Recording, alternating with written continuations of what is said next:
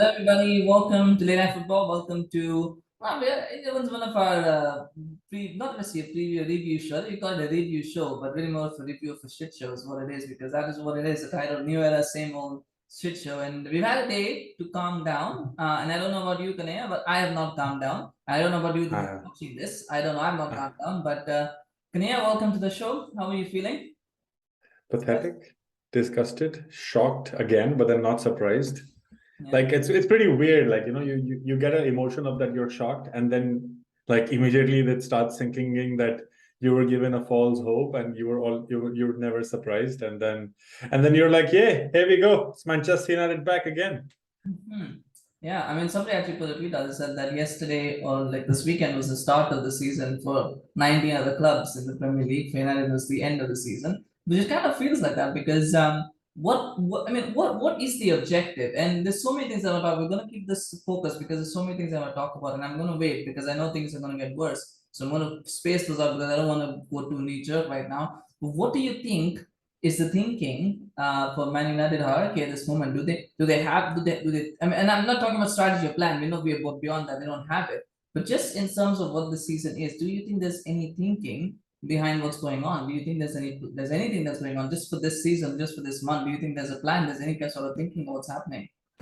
So we've been given this, like, Manchester United is now Erik Ten Hag gets signed, a big name. He comes in, so you start believing like things are changing, and then you're like okay, Malacia first one to in, Eriksen good one, then but then we're hanging by the thread with Frankie de Jong, and then you have Martinez, Lisandro Martinez coming in, and things are pretty looking good. But then suddenly, right before the league starts, you have this whole hangover from Cristiano Ronaldo statements, how it's been, and then suddenly you realize nothing has changed.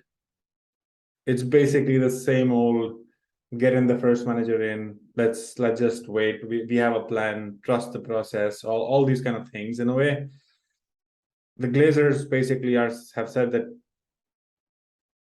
there is no plan. We don't have. Ed Woodward went, but then Ed Woodward is enjoying somewhere. But then Manchester United fans are not enjoying themselves. Like, there has been no change. And when you say the plan, like that's kind of the thing. That's the surprising part. Like, it's not that this has been in works for now. Manchester United has been struggling for the last 5 seasons. Like, since, I would say, Van Gaal, Mourinho came in, he gave some hope. But then these rumblings or these kind of talks about management not kind of listening, it's the board is pushing back. This is not new. We know all of this. So nothing has changed.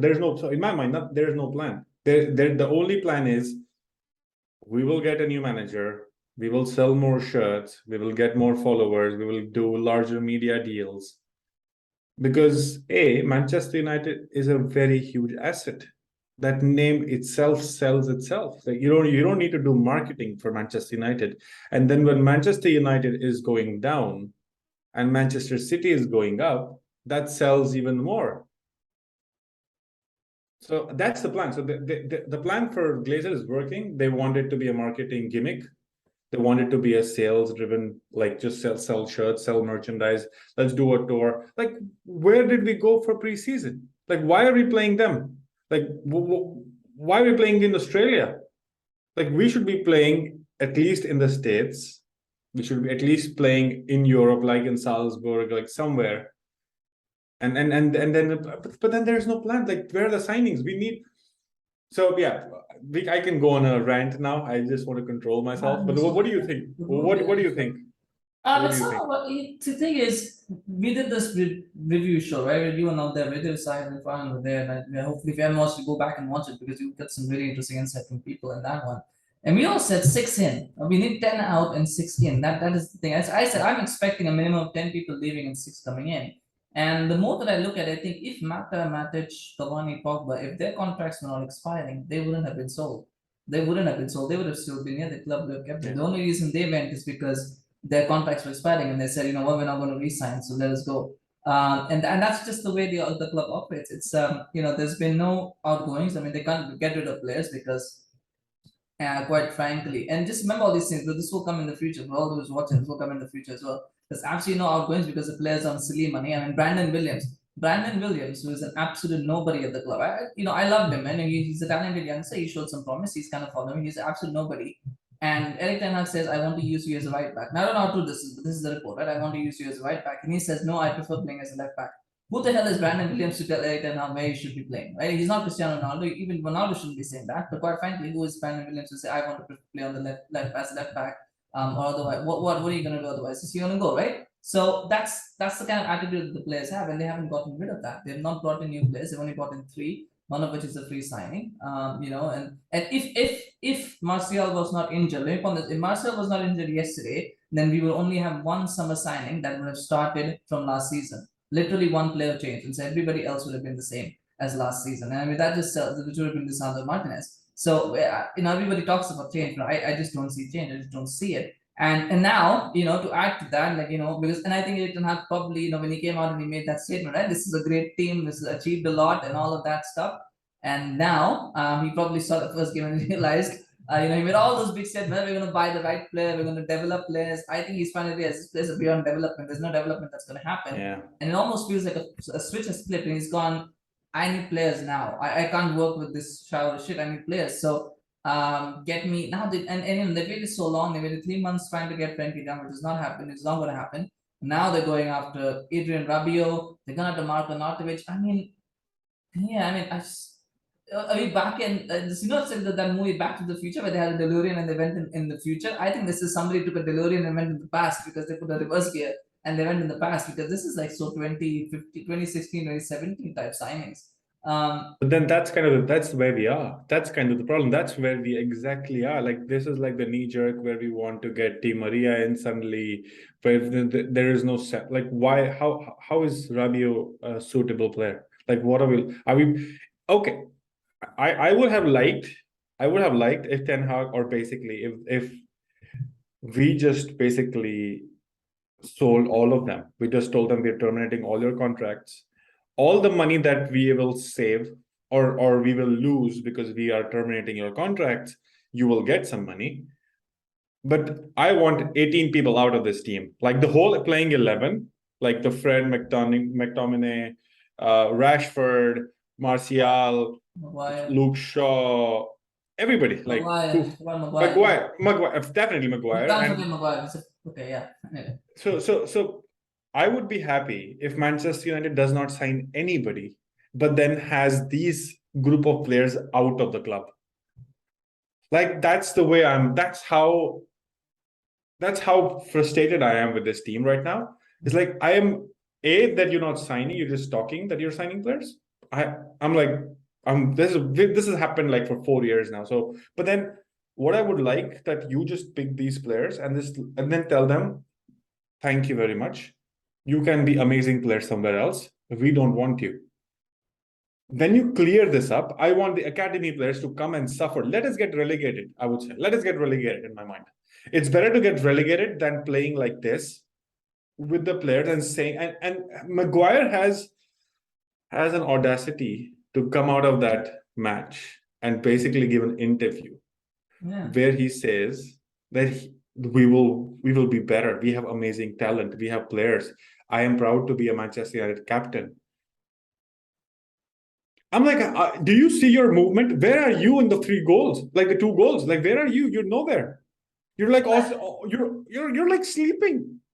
The first goal was actually caught. It was he let Welbeck run past him, but I don't know if you saw the second goal. I put this thing. Maguire actually sat on the right side of the defense, and by the end of the goal, he ended up on the left side without doing anything except just running from left to right to center to left. That's all he did. He takes his position, which is right in front of the 2 defenders where he has to be. I don't know how he ends up there. There is no player to mark there. There is nobody he is marking. I don't know what is he stopping. So that's what I feel. So Manchester United, Erik Ten Hag, like I like Erik Ten Hag. So what was nice to see? What was nice to see is that he took a stand. He benched Ronaldo. he basically said he's not match fit. I can't play him 90 minutes and he did the smart thing of not playing him starting, then coming, because he knew that if Cristiano Ronaldo had started that game and United had conceded the first goal, Brighton would have scored 5. The only reason Brighton couldn't score 5 is because Ronaldo was on the pitch, and they knew that there is a very high chance of a counter. Like they can, Cristiano can't run, but then Rashford can run, and Cristiano can be at the end to score it or tap in something. So that was there's already a lot of talk about Erik ten Hag not kind of his decision not working, but the fact that he changed every one of them, like got in the debutants, got in the young boys in at the end, at least I was at least happy. But then it's still kind of that's kind of picking the worst kind of positives from a game which was absolutely shambles. Lisandro Martinez can't run everywhere. He can't be everywhere. He can't track back, get the player, and also defend when the ball is crossed in. I was looking at Luke Shaw, and I'm like, is he in a garden? This is the first game for Manchester United. I don't really know. I'm like, they say they're proud of the badge. I'm like, just for the papers? Like the minute it ends, and they're like, yeah, fuck it, it's fine. And it's almost like this is my problem with Manchester United right now. This is my problem. The players have no accountability. No player has come and said we were shit. No player. None of them have basically said we were shit. We didn't play well. It's the man. It's kind of referred to it without saying. Yeah, but then Dege always does that. He basically says like, okay, we didn't play well. No, he's a goalkeeper, so he can say that because exactly. Exactly. And but Erik ten Hag, like, did you see the one thing that was very interesting? He didn't even hold these kind of shake hands with any of them. He just walked off the field. Did you see that? The match ended. Oh, I just turned it off as in the match. No, I was, because that was one thing I wanted to look at. That's one thing I wanted to look at, the manager, Erik ten Hag, when the match finishes. He just shook the hand for the Brighton manager, the third referee, the linesman. He didn't even go and shake hands of the referees.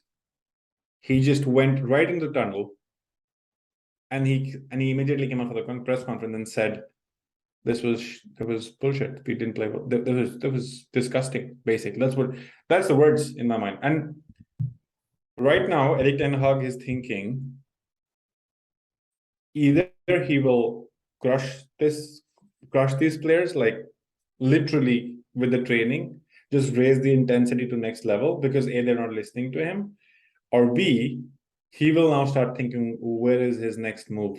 Does Pep Guardiola leave City?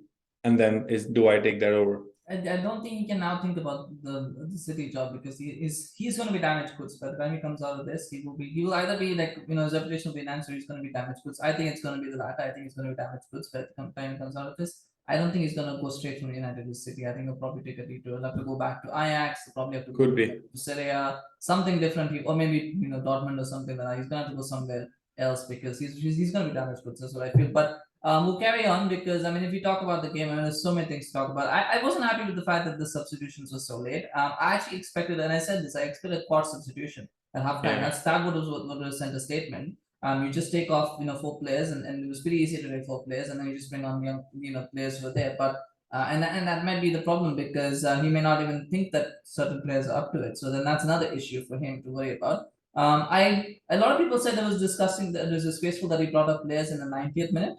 With 6 minutes remaining, he brought in like some of the youngsters, which actually makes sense, because with 6 minutes they don't have a lot to do. But I also feel in some ways it also sends a message in that I have 6 minutes. They're pointless 6 minutes, but I still rather have the youngsters on the field than you lot, because you've been so bad. So maybe that is a point that I maybe we're looking at straws here. I don't know, but that was something that I thought if you read too much into it, maybe somebody will see that. But we talked about recruitment, and I said this again. We talked about this before. Rangnick. It always comes back to Rangnick, doesn't it? When he, because for me, it was such a bizarre appointment in so many ways, because they brought him in as an interim coach, which is fine. But then they gave him zero power. They said, you just coach, when his real specialty is in rebuilding and evaluating clubs and making all that. So they never gave him that.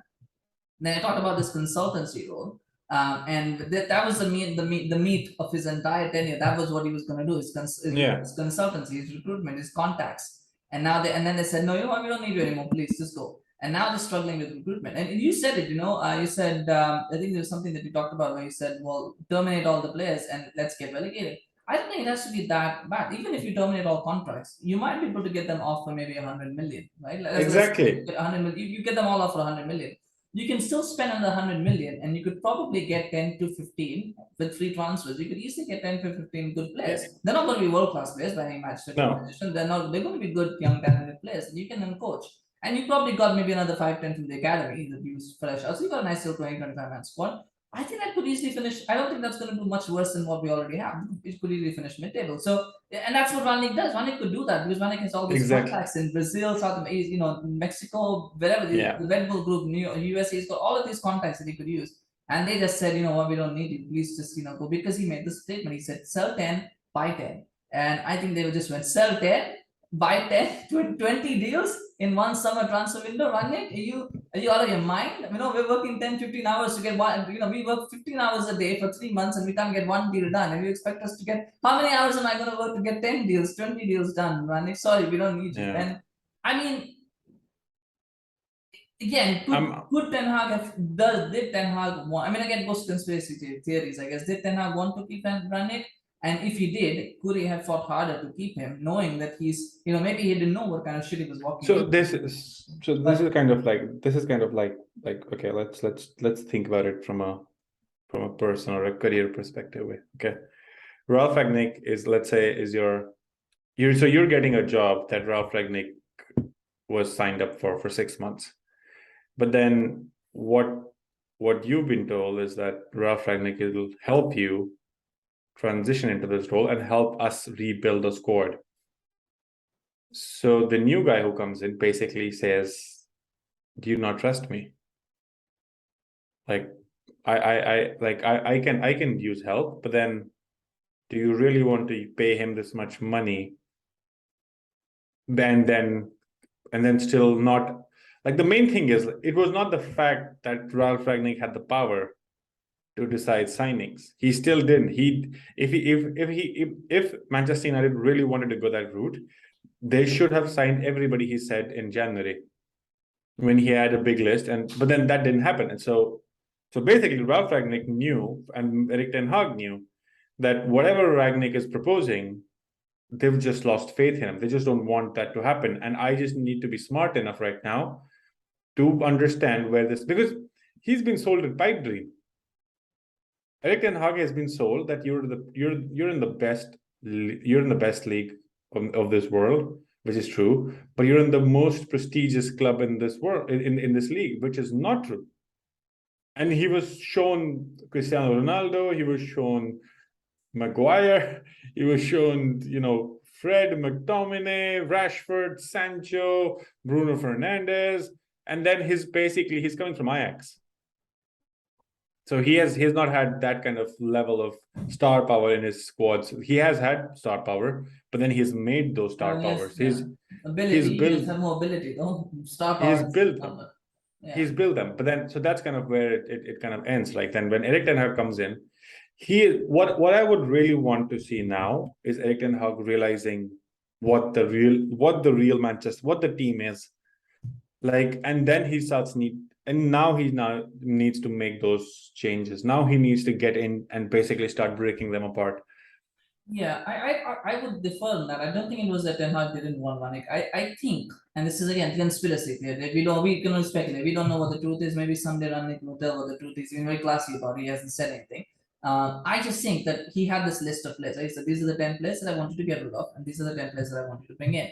And United went and looked at this list, and probably there was mentions of McTominay, Rashford, all of these guys, and they went, we're not doing that, right? So I think they went to Ten Hag and they said, look, we've got this consultancy deal with Rangnick. He's going to be here. He's got his list of targets. Do you want us to work off of this list of targets? So do you want to work with him? And do you think you need to work with him? And I think somewhere along that they might have spun it that, we don't really, we've got, this is a new era, we've got to hang on this, so we're going to help you out, be really dynamic. And then we probably went, well, if you don't want to keep him, don't keep him.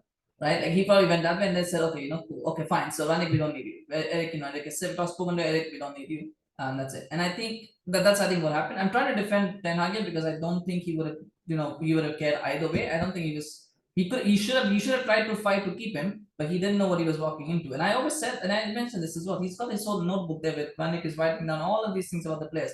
And then somebody found that notebook and burnt it. I think that before Ten Hag could see it, that's what they did. Yeah, oh, this is not okay. There you go. Oh, we lost it. I think that's probably what happened. And now didn't you see that Erik Ten Hag has already started writing his notebook? Yes, yeah, but the thing. Now he's 2 months late. He could have done this 2 months ago. He had those notes, and I think when he gave everybody a second chance, that was a mistake. That was the biggest mistake that he'll ever regret. If he gets sacked, he will regret that because he wasted 2 months in giving these players second chances when many of them didn't deserve it. But anyway, we'll move on because we keep talking about it. This balls my blood up too. We'll lose our best player. I will talk about the future because how bad can it get? Because I love Mark Goldbridge. I know a lot of people hate, don't like him, and I respect it. I respect that a lot. And I think he makes some good points, and I know he makes some bad ones too. But I know he doesn't need my seal of approval anyway. But he said that United could get 7 points in the first 3 games, and I laughed in his face. I was laughing when I was reading that. It was 7 points in 3 games. It's not gonna happen. They'll be lucky to get 5 points in the first 5 games. Now I might have to revise that to 0 from 5 games because I don't know. Because if they lose to Brentford, the next 3 games are Liverpool, Leicester, and Arsenal. I mean, those are games that are absolutely, losable. How bad can it get? There's 2 parts to the question. The first part is how bad do you think it could get for Manchester United from here? Do you think that they can this will be the wake up call that they need, and they'll do well from here for the next 4 games, or do you think this is just the start of another downward spiral? And I'll come to my second question in a second after that. I think we've just been spiraling. I think the spiral has not stopped. The preseason was just a break. Well, it's like a hill, right? So you go like that, then you go like that. Yeah. It's just the steeple keeps getting worse and worse. The question is the steeple worse, or is it like just constant? It's even worse right now, right? We're like, it's so sad. It's so sad to see, like, nothing has changed. Like, I'm like, only the manager has changed, but then the way Bruno Fernandes thinks he can do an outside of the foot pass every fucking time he gets the ball. He can shoot from anywhere every time he has the ball. He gets a good chance and he misses it as well. The actual one shot that he had that he could have scored, he missed it. He should have put at least put a target. Exactly. I'm like, this is what we were talking last season, that he needs to be a more creative. He is what he was. Rashford needs to get in the game. Sancho needs to get in the game. Fred and McTominay cannot start a game together. Luke Shaw needs to be replaced. We need a new centre back with Harry Maguire gone. Dalot is a new revelation. He's coming back. He has some confidence, but then we don't have a backup there. And De Gea is like basically said that I'm here forever, because you're not going to sign any marquee keeper ever again. Nobody's going to come here. Like, nobody's coming to Manchester United. Like, that's the worst thing. Like, for a club as the size of Manchester United, we are unable to sign any player apart from a manager who is pleading his ex-players to come. Arnautovic is the bottom of the barrel, isn't it? I mean, Rabiot at least. Okay, I don't think. Maybe. I think Arnautovic is not going to sign. There was just kind of room. They're just no. It's actually confirmed now by Romano that the bid was rejected and that there's a second bid that is in the works for Bologna with Bologna. That is. But I heard that it said that because of his racist remarks and earlier what he had done, they basically. There's been some rumors, but so far there's not been any confirmation that they're not pushing ahead with the deal. So the last that I've heard is that they're still pushing ahead with the deal. That they're going to prepare a second bid.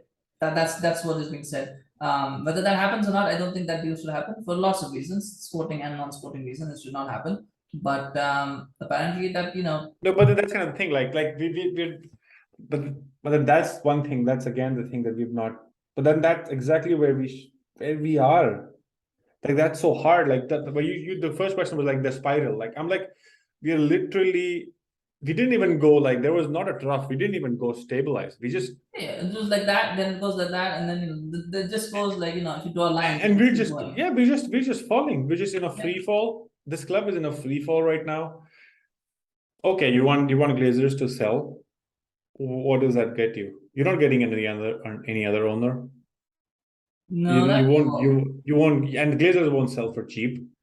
So it's not that you're getting an owner which is going to be much more football oriented. He's going to be the same money minded billionaire or somewhere who's coming in and basically saying that I don't want, like, Manchester United can't be like, it can't be another Saudi wealth fund or something that brings that kind of saves them the day and basically says, okay, we'll just buy them out and then we'll rebuild. And then, but that's not going to happen. But then that's kind of where we are. Manchester United cannot sign any new players unless they pay crazy wages, they pay crazy transfer fee, or even worse, they've signed crazy players which should not even be associated with this club right now.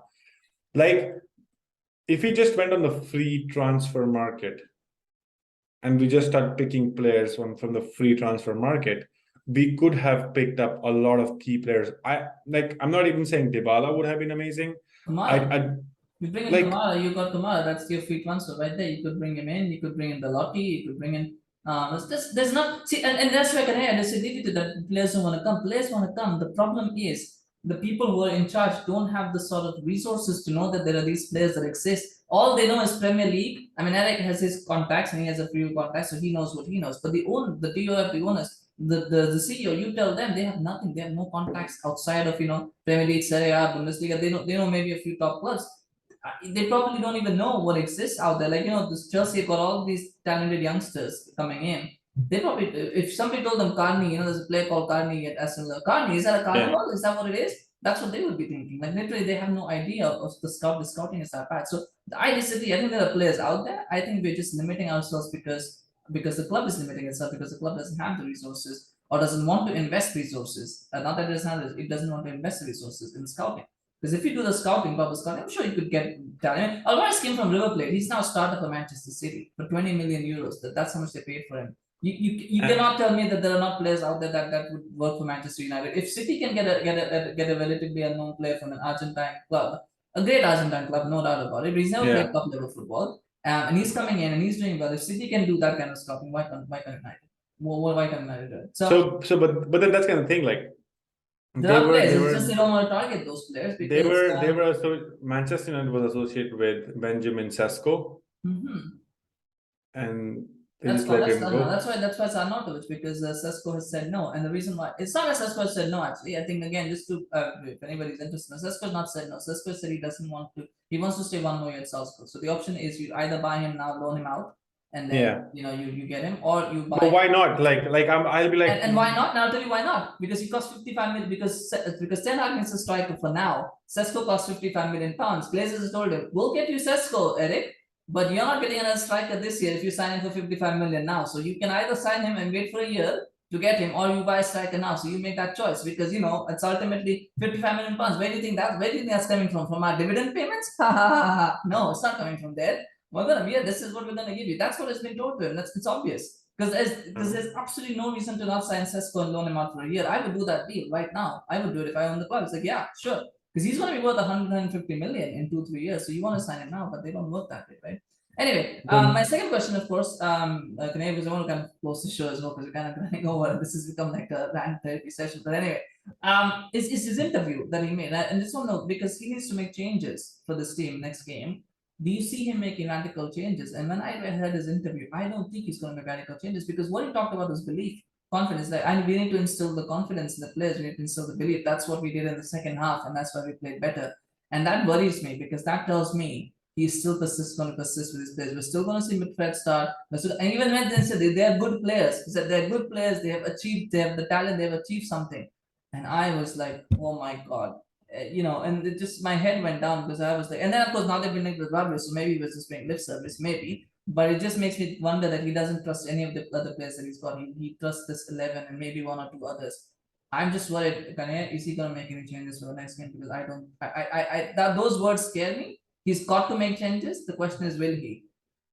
I think he has to. I think that's because right now I'm not talking about change that. He'll probably take off Shaw and bring in Malacia. I think that he'll probably do. That's an easy, low-hanging fruit. He'll probably bring in Ronaldo, maybe take off one of Bruno. Probably take off Bruno, I guess, or Rashford, one of them. I'm talking about real. I'm talking about taking on Midfield, bringing in Donny, bringing in Garner, taking on Maguire, bringing in Varane. Those are the changes that I want to see. Maybe take out Dallo, bring in Laird as well. Maybe do it. Why not? Is he going to make those kind of changes? I think he has to, right? He has to, but will he? The question is, will he? You know, that's I think he. So there, this is where if you're Erik ten Hag right now, what are you thinking? What are your options? Either you've had your worst, like you've had a defeat the first match of your new season. You realize that you don't have players, and you're not going to sign anyone exciting anytime soon. So that's your reality. And you fought enough. You fought with the management, with the board, and it's not getting through. But what can the manager do? He can decide the playing 11. Do you make a statement by saying, like, this is an option? His option that basically he has lost. The club is the fans are out for Glazers, so they understand the problem is not Erik ten Hag. It's the investment that needs to go into this club to build the club again from the ground up with the players that they want and so on. So the fans are already kind of against Glazers. So that's good for Erik ten Hag. So they're already on his side. If he does not change anything right now, the fans will switch immediately to Erik ten Hag. It's basically he's just sold to the board now. He is exactly what Ole Gunnar Solskjaer was. Like Ole was club legend. He still is a club legend. They didn't like Ralf Rangnick, but then because he just said the truth the first day that he met everybody. But then Erik ten Hag needs to make a statement by replacing Harry Maguire. If he replaces Harry Maguire from the start, that is bold enough. If you can replace the captain of Manchester United for one game, whatever the reason, if you can just do it for one game, you have made the statement very, very clear to everybody in that club. And that's you break up that. I'm fine with McFred. I'm fine. So this is my thing. I am fine with McFred. If McFred go, it doesn't make a statement. It doesn't make any statement. It basically says, everybody, they're the easiest scapegoats. I pity them sometimes. I'm like, what can Fred do? Fred was signed by Manchester United. Fred is the only player who can play there for Manchester United, along with McTominay. Who else can play there? There is nobody in Manchester. Okay, you can play Donny, but then Donny does not play there. It's not his position. You want to play Bruno, or you want to now you want to play a youngster. That won't happen, man. But then you need to make a choice. That's the thing. That's the statement, right? You take off McFred and you take off Maguire and you bring in Varane. Maguire for Varane is an easy thing to do, right? I want that to happen. No, but the scale of Maguire leaving because of not starting again. I get that. Yeah, it's a bigger statement, but I feel just taking off McFred he's got to do more than one. I think at this point, because if he takes off Maguire and he brings in and he keeps McFred, then it almost becomes like he's scapegoating one person. I want him to make wholesale changes because I think that's what's needed. We need, and he will. I think in my mind it's Erik ten Hag. It might be radical, but it's needed. But he has to do it. Look, and he has done it. He has done it. Rashford, by the way, Rashford would be just as big a statement. By the way, taking on Maguire or Rashford, I think that would be a big statement as well if you took over Rashford, because Rashford is probably more powerful than Harry Maguire at the club. I just have a feeling because the brand endorsements that he brings. I mean, Ronaldo, of course, is probably the biggest name. But I think Rashford is probably the biggest PR thing that they have at the moment. And you take him off, that would just I can guarantee you the next day there'll be Rashford will be like, I've just rejected a £500,000 offer from Barcelona or some shit like that. That will come out. But anyway, let's see what happens. Let's see what happens. I know we're all hyped in, we're all charged up. There's a lot that's happened, and I mean it's the first game of the season. You want to come out of it with hope, with expectation, and then get it crushed maybe 3 or 4 games later. Not have it crushed in the first game itself. At least last year we had till the 6th game before we lost our hope. This year it's like first game. Come on, give us a little bit more at least. But anyway, we will see what happens. Your prediction. I mean, I don't think we'll be doing a preview show. What do you think is going to happen with the Brentford game? We'll just end on this note. We're going to lose. Manchester United will lose the game. I think so, yeah. Yeah, unless we see a change, unless we see some new faces or new form, new way to play, and so on. this is just kind of sad. Manchester United, if the only game Manchester United will win easily will be against Nottingham Forest. Fulham is going to be difficult as well. Yeah. So Nottingham Forest is going to be the only game that they win in my mind this season. It just looks so easy. It just looks so easy right now to break that defense and the positional. Like it's almost like as if they don't know what to do when they're in front of the opposition goal. They don't know how to score. They don't know how to do finish. anything anyway. They don't even know They what to don't do know. in their own goal or when they're in midfield. There's nobody who knows. Own goal is fine. I'm like it's fine if they're conceding 6, but then they score 7. I'm happy. But then it's like They don't know why. you're nowhere in a way. Anyway, yeah, I mean, you said if I don't think it'll happen. I think it'll mostly be the same team. Maybe Ronaldo comes in, maybe Malacia comes in. I think that, but I think the core, the big players the core sort of players will still remain. I see. I see. Maybe I don't know who Ronaldo will come in for. I think that probably Bruno seems the best bet. I think that's who will come in for. But otherwise, I think it'll be the same team because I don't think you can drop Eriksen to this one. So yeah, so that will be probably. I still see them losing to Brentford. To be honest, I do that as well because if they're gonna play the same midfield, the same back, the defense more or less, I don't think it'll work. So yeah, I think they'll lose too. But we'll see what happens. We'll see what happens. Anyway, if you, well, I don't know if you enjoyed this video, but do smash a like for everything that we've said. If you like what we said, let me know in the comments what do you think of what's happened because I know it's been a bit long, but I think we've got so many things to cover and we haven't even actually scratched the surface because there's so many things to talk about and we will try to talk about that as the season goes on because and like I said, I think we expect things to get worse and I think when that happens there'll be more things to talk about and there'll be more things to run with. So we'll do that later on. But do share in your comments what did you think about the game yesterday? What do you think about United's season? Do you have any expectations? Do you see any change on the horizon? Let me know. Thank you so much for watching. Do remember to subscribe to our channel on YouTube, follow us on Facebook, so you get notified the videos. We actually did a reel this morning, so do subscribe so you get notified. Thank you so much, Knayha, for joining. It's a pleasure to have you on the show. And thank you so much for watching. Take care. We'll see you again soon. Bye.